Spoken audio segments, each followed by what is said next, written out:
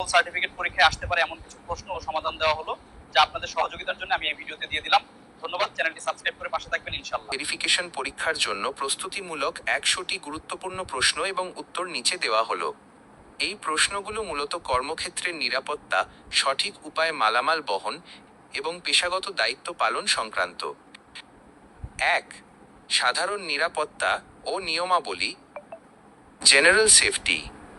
1. কর্মক্ষেত্রে কাজ শুরু করার আগে প্রথম কাজ কি? উত্তর: ব্যক্তিগত সুরক্ষা সরঞ্জাম পিপিই পরিধান করা এবং কাজের পরিবেশ নিরাপদ কিনা তা পরীক্ষা করা। 2. লোড আনলোডের সময় কোন ধরনের জুতো পরা বাধ্যতামূলক? উত্তর: স্টিল টো সেফটি শু স্টিল টো সেফটি শুজ। 3. ভারী বস্তু তোলার সময় পিঠের অবস্থান কেমন হওয়া উচিত? উত্তর: পিঠ সোজা রাখতে হবে এবং হাঁটু বাঁকিয়ে ভর পায়ের ওপর দিতে হবে। 4. কোনো মালামাল তোলার সময় যদি সেটি অতিরিক্ত ভারী মনে হয় তবে কি করা উচিত? উত্তর: অন্য কারো সাহায্য নিতে হবে অথবা মেকানিক্যাল লিফট যেমন ফর্কলিফট ব্যবহার করতে হবে। 5. কর্মক্ষেত্রে পিপিই এর পূর্ণরূপ কি? উত্তর: পার্সোনাল প্রোটেক্টিভ ইকুইপমেন্ট ব্যক্তিগত সুরক্ষা সরঞ্জাম। 6. চোখে ধুলোবালি বা কেমিক্যাল পড়া থেকে বাঁচতে কি ব্যবহার করা হয়? উত্তর: সেফটি গগলস বা চশমা। 7. ধারালো বা খসখসে বস্তু বহনের সময় হাতে কি পরা উচিত? উত্তর: ভারী কাজের উপযোগী gloves, heavy duty hand gloves. 8. মাথায় আঘাত লাগা থেকে বাঁচতে কি পরা আবশ্যক? উত্তর: সেফটি হেলমেট বা হার্ড হ্যাট। 9. কর্মক্ষেত্রে কোনো দুর্ঘটনা ঘটলে সবার আগে কাকে জানাতে হবে? উত্তর: দায়িত্বরত সুপারভাইজার বা সেফটি অফিসারকে। 10. জরুরি অবস্থায় তাড়াহুড়ো করে বের হওয়ার পথকে কি বলে? উত্তর: ইমার্জেন্সি এক্সিট। 2. সঠিক উপায়ে মালামাল বহন ম্যানুয়াল হ্যান্ডলিং। 11. শরীর থেকে দূরে রেখে ভারী বস্তু বহন করা কি সঠিক? উত্তর: না, বস্তুটিকে সবসময় শরীরের যতটুক সম্ভব কাছে রেখে বহন করতে হবে।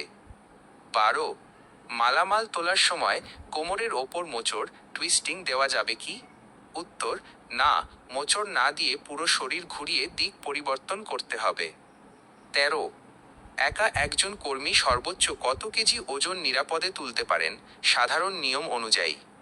উত্তর: সাধারণত 20 থেকে 25 কেজি, কাজের ধরন ও ব্যক্তির শারীরিক সক্ষমতার ওপর নির্ভরশীল। 14.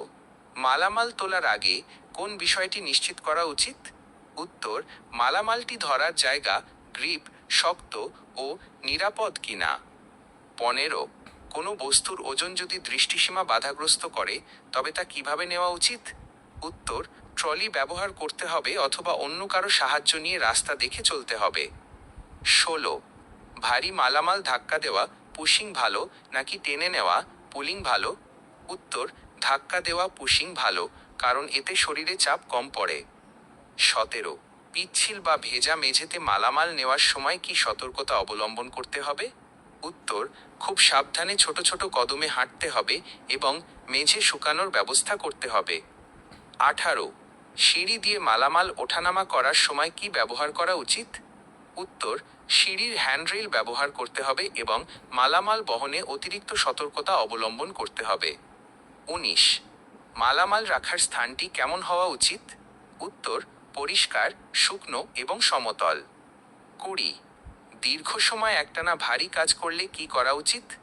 উত্তর: মাঝে মাঝে অল্প সময়ের জন্য বিরতি রেস্ট নিতে হবে। 3. মেকানিক্যাল বা যান্ত্রিক সরঞ্জাম ব্যবহার ইকুইপমেন্ট হ্যান্ডলিং। 21. ফর্কলিফট চালানোর জন্য কি প্রয়োজন? উত্তর: বৈধ ড্রাইভিং লাইসেন্স এবং বিশেষ প্রশিক্ষণ। 22. ফর্কলিফট যখন মালামাল নিয়ে চলে তখন ফর্ক বা কাঁটা দুটি মাটি থেকে কত উঁচুতে থাকা উচিত? উত্তর: মাটি থেকে 4-6 ইঞ্চি অল্প উঁচুতে, যাতে ভারসাম্য ঠিক থাকে। 23. Hand trolley hand pallet jack ব্যবহারের মূল সুবিধা কি? উত্তর: ভারী প্যালেট সহজে এবং কম পরিশ্রমে এক স্থান থেকে অন্য স্থানে নেওয়া যায়। 24. প্যালেট ট্রলি টানার সময় হাতলের অবস্থান কেমন হওয়া উচিত? উত্তর, হাতলটি কোমরের উচ্চতায় রেখে সোজাভাবে টানা উচিত। 25, ক্রেন বা লিফট দিয়ে মালামাল তোলার সময় তার নিচে দাঁড়ানো যাবে কি? উত্তর, না, ঝুলন্ত মালামালের নিচে দাঁড়ানো সম্পূর্ণ নিষেধ। 26, ফর্কলিফটের সামনে যদি বড় মালামাল থাকে যা চালকের দৃষ্টি আটকে দেয়, তবে ফর্কলিফট কিভাবে চালাতে হবে? উত্তর, ফর্কলিফটটি রিভার্সে পেছনের দিকে চালাতে হবে। 27, কনভেয়ার বেল্ট। কনভেয়ার বেল্ট চলন্ত অবস্থায় তার ওপর হাত দেওয়া যাবে কি? উত্তর, না, চলন্ত কনভেয়ার বেল্টে হাত দেওয়া বা জ্যাম ছাড়ানোর চেষ্টা করা যাবে না। 28, কোনো যান্ত্রিক সরঞ্জাম নষ্ট বা ত্রুটিপূর্ণ মনে হলে কি করতে হবে? উত্তর, তাৎক্ষণিকভাবে এর ব্যবহার বন্ধ করে ডু নট অপারেট ট্যাগ ঝুলিয়ে দিতে হবে। 29, হাইড্রোলিক জ্যাক ব্যবহারের আগে কি পরীক্ষা করা উচিত? উত্তর, তেল লিক করছে কিনা এবং এর ধারণ ক্ষমতা ওয়েট ক্যাপাসিটি কত। 30, মালামাল বাঁধার বেল্ট বা দড়ি স্লিংস ছেঁড়া থাকলে কি করা উচিত? উত্তর, সেটি বাতিল করে নতুন বেল্ট ব্যবহার করতে হবে।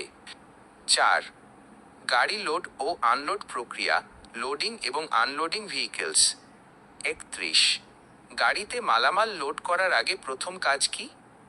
উত্তর, গাড়ির ইঞ্জিন বন্ধ করা, হ্যান্ড ব্রেক টানা এবং চাকায় হুইল চকস লাগানো। 32, গাড়িতে ভারী মালামাল কোথায় রাখতে হয়? উত্তর, গাড়ির একদম নিচে এবং মাঝখানের অংশে যাতে ভারসাম্য ঠিক থাকে। 33, হালকা মালামাল গাড়ির কোথায় রাখা উচিত? উত্তর, ভারী মালামালের ওপরে। 34, চলন্ত অবস্থায় মালামাল যেন পড়ে না যায় সেজন্য কি করতে হবে? উত্তর, রশি, বেল্ট বা নেট দিয়ে মালামাল শক্ত করে বেঁধে দিতে হবে। 35, কন্টেইনার বা ট্রাক আনলোড করার সময় কোন দিক থেকে শুরু করতে হবে? উত্তর, দরজার কাছাকাছি ওপরের দিক থেকে সাবধানে শুরু করতে হবে। 36, মালামাল আনলোড করার সময় কোনো বক্স ক্ষতিগ্রস্ত দেখলে কি করবেন? উত্তর, ছবি তুলে বা নোট রেখে সুপারভাইজারকে জানাতে হবে।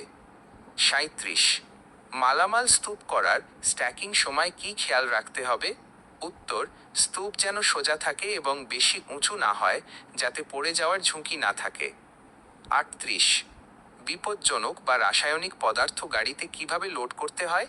উত্তর, সেগুলোর বিশেষ নির্দেশনা MSDS মেনে আলাদাভাবে এবং শক্ত করে আটকে রাখতে হবে। 39, লোডিং ডক। লোডিং ডকে কাজ করার সময় প্রধান ঝুঁকি কি? উত্তর, ওপর থেকে নিচে পড়ে যাওয়া বা গাড়ি ও ডকের মাঝে চাপা পড়া। 40, ডক লেভেলার। ডক লেভেলার কেন ব্যবহার করা হয়? উত্তর, ট্রাকের মেঝে এবং গুদামের মেঝের মধ্যকার উচ্চতার দূরত্ব সমান করার জন্য। 5, মালামাল চেনা ও লেবেল রিডিং, লেবেলস এবং মেটেরিয়াল আইডেন্টিফিকেশন। 41, কার্টনের গায়ে ছাতার আমব্রেলা ছবি থাকলে তার অর্থ কি? উত্তর, মালামালটি শুকনো রাখতে হবে, পানি বা বৃষ্টি থেকে দূরে রাখতে হবে। 42, দুটি তীরের চিহ্ন ওপরের দিকে টু অ্যারোস পয়েন্টিং আপ থাকলে কি বোঝায়? উত্তর, কার্টনের এই দিকটি সবসময় ওপরে রাখতে হবে, দিস সাইড আপ। 43, কাঁচের গ্লাসের ছবি ফ্র্যাজাইল থাকলে তার অর্থ কি? উত্তর, মালামালটি ভঙ্গুর, খুব সাবধানে নাড়াচাড়া করতে হবে। 44, হ্যাজার্ডাস মেটেরিয়াল বা বিপজ্জনক চিহ্নের রং সাধারণত কেমন হয়? উত্তর, লাল, হলুদ বা কম্বিনেশন টোনের সতর্কতামূলক রং। 45, MSDS এর পূর্ণরূপ কি? উত্তর, মেটেরিয়াল সেফটি ডেটা শিট, রাসায়নিক পদার্থের নিরাপত্তা তথ্যপত্র। 46, কোনো বক্সে কিপ ড্রাই লেখা থাকলে তা কোথায় সংরক্ষণ করবেন? উত্তর, রোদ ও বৃষ্টিমুক্ত শুকনো গুদামে। 47, এক্সপায়ারি ডেট। এক্সপায়ারি ডেট বলতে কি বোঝায়? উত্তর, মালামালটি ব্যবহারের শেষ সময় বা মেয়াদ উত্তীর্ণের তারিখ। 48, বারকোড। বারকোড কেন স্ক্যান করা হয়? উত্তর, মালামালের সঠিক পরিচিতি ও সংখ্যা সিস্টেমে এন্ট্রি করার জন্য। 49, ফ্ল্যামেবল শব্দের অর্থ কি?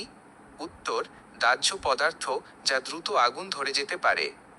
50, ভারী বক্সের গায়ে ওজনের লেবেল কেন দেওয়া থাকে? উত্তর, কর্মী বা চালক যেন বুঝতে পারেন এটি তুলতে কতজন বা কী ধরনের যন্ত্র লাগবে। ছয়, গুদাম ব্যবস্থাপনা কিপিং, ওয়্যারহাউস এবং হাউসকিপিং। 51, হাউসকিপিং। হাউসকিপিং বলতে কি বোঝায়?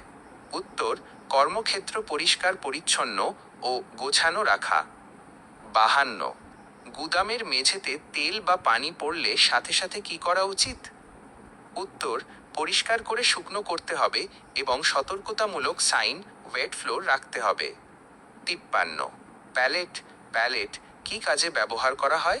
উত্তর, মালামাল মাটির স্পর্শ থেকে দূরে রাখতে এবং একসাথে অনেক মালামাল সহজে সরাতে।